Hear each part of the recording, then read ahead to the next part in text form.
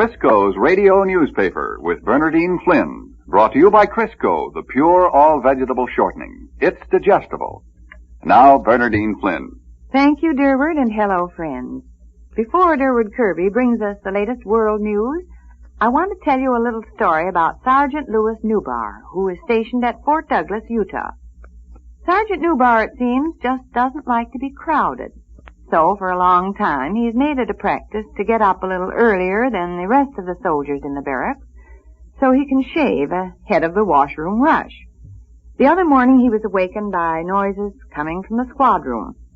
Time to get up, he said to himself, and drowsily threw the covers back and hustled down to shave. He carefully finished the job and then returned to the barracks, for some reason or other not feeling as though he'd had enough sleep. And when he re-entered the barracks, the truth dawned on him. No wonder he felt as though he hadn't slept enough. It was only 1 o'clock in the morning.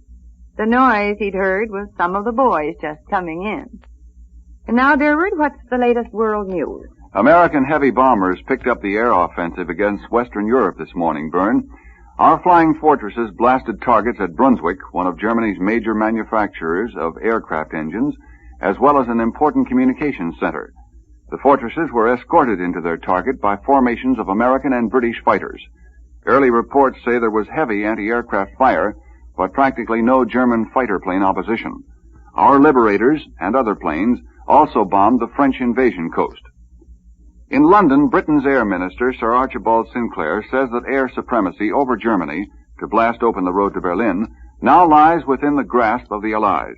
He says that our historic aerial offensive is producing visible, measurable, and progressive results. However, Sinclair cautions that Germany is still capable of striking back in heavy force. General Arnold, the United States Army's air chief, has commended the 15th Air Force in Italy for last week's raids on German aircraft plants. He says that those attacks laid the foundations for final and decisive operations in the future. In Italy, the heaviest artillery duels in 10 days have broken the lull on the Anzio beachhead.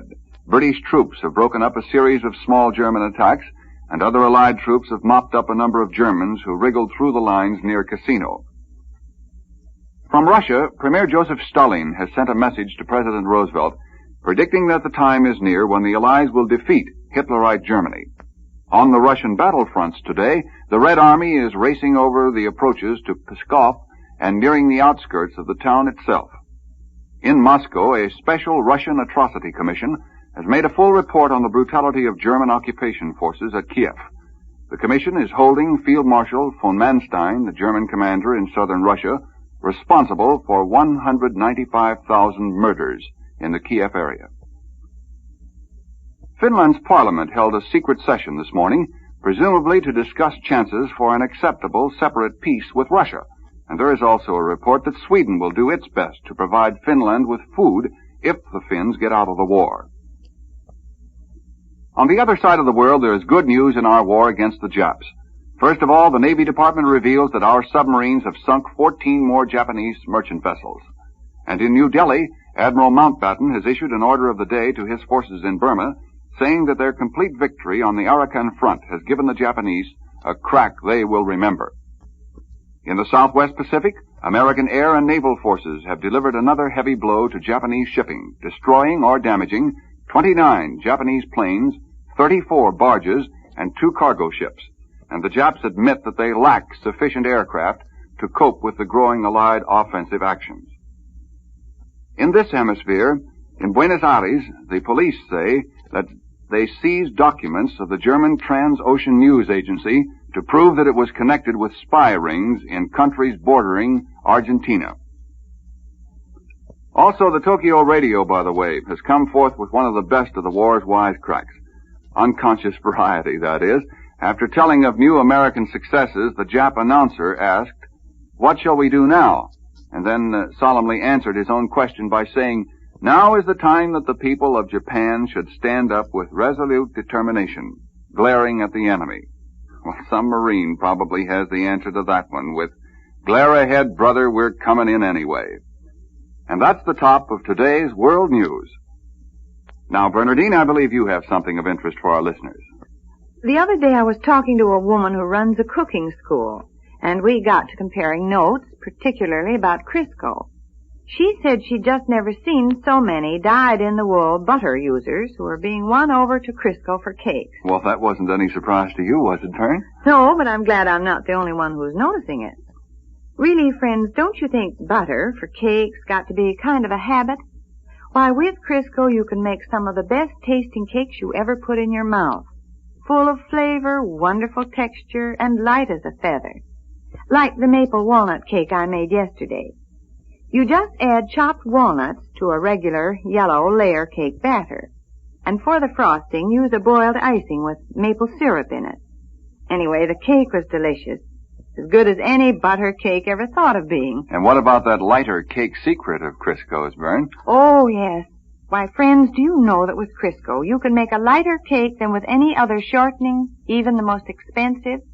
It's amazing to think a shortening can make that much difference. But you just try a Crisco cake and see.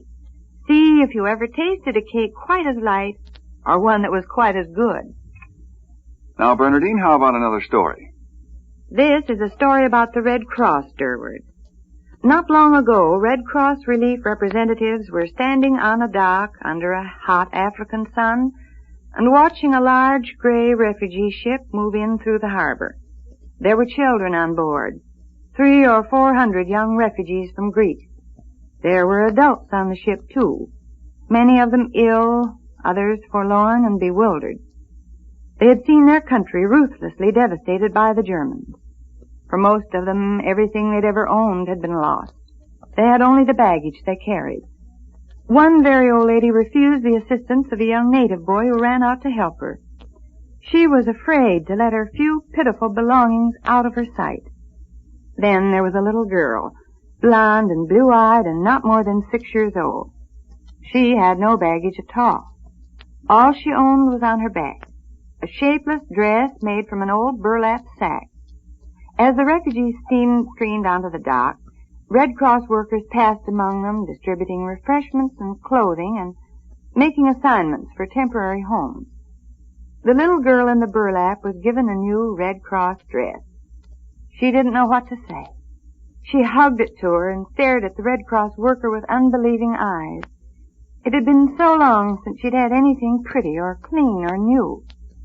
The next day, though, the Red Cross workers were surprised to see the little girl still wearing her ragged gunny sack dress. "Where's your new dress, dear?" the Red Cross lady asked her. "Did you lose it?" The child was silent for a moment. Then she looked up timidly and said, "Please, my mother had to stay behind in Greece. Someday I'm going back and find her. And please, I want to save my Red Cross dress for her." Heartwarming, sincere little stories like this are told every day by the thousands of Red Cross workers all over the world. The Red Cross is on the job, lending a helping hand on the battlefields, in the liberated countries, and on the home front. They help the needy regardless of race or color or nationality. Tomorrow, friends, the Red Cross begins its annual membership drive. The goal is set high this year, for there is much work to be done. That means we must back the Red Cross more than ever. You and I, and the people who live up the street, and those around the corner, and on the other side of town. Each one of us must do all we can to see that this great organization is kept going at full strength. When one of the volunteer workers calls on us, let's give and give again, for the Red Cross needs our help. You're very right, Vern. Our contributions couldn't go for a better cause. By the way, Durward, how was your trip to New York last week? Oh, it was swell, Vern, just swell. It was a bond-selling trip, you know, and we really sold the bonds, approximately $10 million worth in all. Wonderful. And it was the first time I'd been to New York in 10 years. Oh? And believe me, it sure has changed. The thing that struck me most was the number of different uniforms you see on the sidewalks of New York. I saw fighting men and women from every one of the United Nations and from every branch of their armed forces. It was really a wonderful sight. And it sort of set my spine to tingling to know that all those people, New Zealanders, Canadians, British, French, Dutch, Russians, and all the others are fighting shoulder to shoulder with us to help make the world a happier place in which to live. And just to look at their faces, you just know we can't lose. Oh, it must have been thrilling, Derwent. It surely was. You know, I also got a big kick out of going up to the top of the Empire State Building. A stranger in town, you know. Uh-huh. We were 1,028 feet above the street, 102 stories, and the wind that day was blowing 55 miles an hour at that height. Ooh. And listen, when you get to New York again, Vern, you don't want to miss a ride on the Staten Island Ferry. It's a half-hour trip for just a nickel. Wow. And the subways, you can ride all over the city for 5 cents. You really get your money's worth in transportation out of a nickel in New York. Well, how are traveling conditions, Derwent? Pretty crowded. You know, I couldn't get a plane reservation Sunday night, and I was lucky, very lucky, to get train tickets. I tell you, the government means it when it says very sincerely, please don't travel unless you have to, because everything is jam-packed. And now, Derwent, what's the latest on the home front? Well, the OPA announced just about 2 hours ago that the point values of pork and many beef cuts will be sharply reduced starting Sunday. The pork reductions will range from 1 to 3 points, and only spare ribs will remain unchanged. The beef cuts used for roasts, rib steaks, and stews also will be reduced 1 to 2 points. The OPA says on the average we will get 8% more meat next month. However, point values for veal, lamb, mutton, butter, cheese, lard, and other dairy products will be unchanged in March. Derwent, what's the latest on the draft today? Reports from nearly every state in the Union show that draft quotas are not being met. What's the answer to that, Derwent? There are various opinions. Senator Johnson and Senator Wheeler disagree with President Roosevelt's medical commission and think the armed forces should lower their physical standards to take more 4Fs. And others point out that about the only substantial manpower pool left, that is outside of the fathers, is the group of 2 million single men with occupational deferments. And of course you know that President Roosevelt has ordered all occupational deferments reviewed. Elsewhere on the home front, the Commerce Department says that 1 out of every 3 American families now has an income of more than $3,000 a year. That compares with only 1 in 10 families between 1935 and 1940. And another survey shows that it takes at least $13.23 a week to buy food for a family of 5 in New York City. And that's $2.16 more than last year. Say, Bern, someone asked me why ration tokens are needed. Can you explain that? Oh, easily. You see, red stamps and blue stamps in Ration Book 4 will each be worth 10 points. Instead of getting your change in stamps, you now get tokens which are good indefinitely. Do you ever experiment when you're cooking? You know, make up recipes? Well, last week I had some bologna and I thought, now that would be grand for dinner if I can just think of some new way of cooking it. I think I smell a recipe coming along. Well, I did put together a dish I thought was good. It's very simple. Bologna and noodle put together, I called it. Maybe you'd like to try it. You just fry cubes of bologna, chopped onion, and some sliced mushrooms in piping hot Crisco. When the bologna and onion have a nice crisp brown look, mix in the cooked noodles and heat thoroughly. Then serve. I think your family will like it. Mine cleaned up every last speck. And ladies, don't forget that with Crisco in your frying pan, you don't have to worry about upset digestions either. I should say not. Why, Crisco fried foods are so digestible, even the youngsters can enjoy them. You see, Crisco is pure and all vegetable, digestible itself, and it's the finest quality shortening you can use. Now, remember, with Crisco, everything you cook tastes better, and it's digestible. And now, Derwent, what's our last story? It seems that Navy chaplains never forget themselves, even though they do travel in an atmosphere of, shall I say, purple vocabularies. Take, for instance, Chaplain Lonnie Meacham of Virginia Beach. As the story goes, he was standing in the chow line when someone accidentally spilled hot soup on him. The dignified chaplain didn't say a word for a moment, and then he slowly turned around to the men behind him and he said, "Would some of you fellows say a few appropriate words, please?" Well, friends, that's all for now. Join us again tomorrow for another edition of Crisco's Radio Newspaper. Derwent Kirby will bring you the latest world news. Bernardine Flynn will give you the colorful human interest side of the news. And we're both saying goodbye for Crisco. It's digestible. We